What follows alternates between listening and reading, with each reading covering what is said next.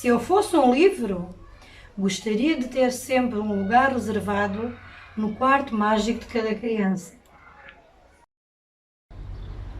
Se eu fosse um livro, havia de estar em todos os lugares onde fosse capaz de fazer alguém feliz.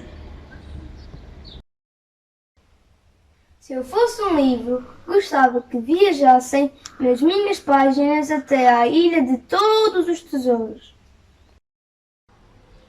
Se eu fosse um livro, saberia tanto de Nova York como da Roma Antiga. Se eu fosse um livro, havia de ser lido até às tantas por quem, em silêncio, me chamasse amigo.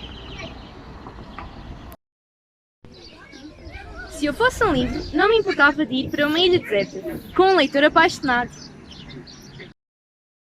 Se eu fosse um livro, gostava de ser uma janela aberta para a imensidão do mar. Se eu fosse um livro, gostava de poder crescer sem limites até me transformar numa biblioteca. Se eu fosse um livro, gostava de tornar o livro indomável o leitor que me escolhesse.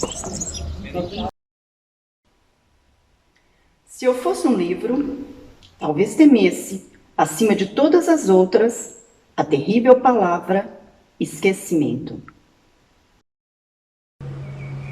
Se eu fosse um livro, havia de convidar um poeta para jantar sempre que um poema seu iluminasse a noite.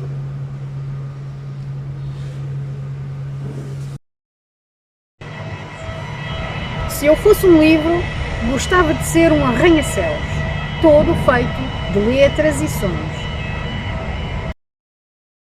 Se eu fosse um livro, gostava de ter todos os rostos que o tempo me pudesse dar.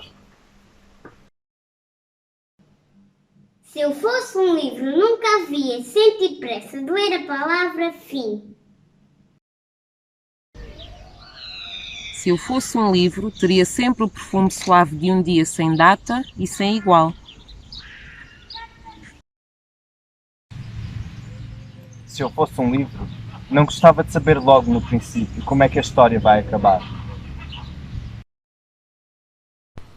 Se eu fosse um livro, gostava de ouvir alguém dizer: este livro mudou a minha vida.